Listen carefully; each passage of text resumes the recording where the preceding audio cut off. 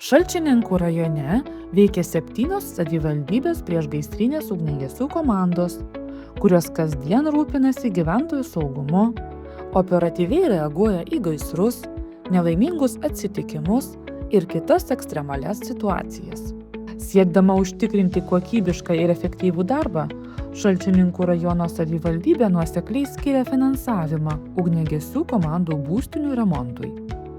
Pavyzdžiui, 2025 metais lėšos skirtos Turgelių ir Baltosios Vokės ugniagesių komandų būstinių remontui. Remonto darbų metu atnaujinti abiejų būstinių stogai, vartai pakeisti į pakeliamuosius.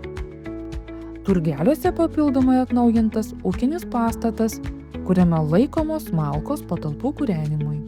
Šalčininkų rajono savivaldybės priešgaisrinės tarnybos viršininko Vitalijaus Kapustos teigimu, 2025 metais savivaldybė skyrė apie 30 000 eurų ugniagesių uniformų atnaujinimui.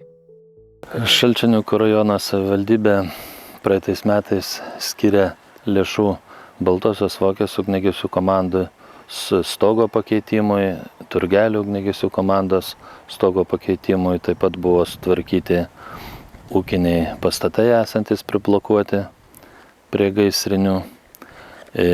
Nuolatos jaučiame palaikymą savivaldybės, pastoviai yra didelis dėmesys, šiemet taip pat bus nupirktas, panaudotas, bet neblogos, manome, gaisrinis automobilis skirtas Merkio ugniagesių komandai.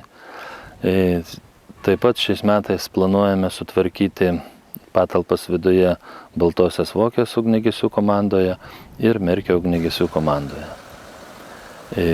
Jaučiame nuolatinį palaikymą, tikrai visus klausimus susijusius su buitimi, su technika, su kitais dalykais, kurie reikalauja lėšų, mes gauname iš savivaldybės. Šiemet Šalčininkų rajono savivaldybė skyrė lėšas Jašiūnų Merkio ir Baltosios Vokės ugniagesių komandų būstinių vidaus patalpų ir fasadų tvarkymo darbams. Kiekviena atnaujinta ugniagesių būstinė – tai Šalčininkų rajono savivaldybės investicija į žmones, kurie pirmieji skuba į pagalbą ištikus nelaimei.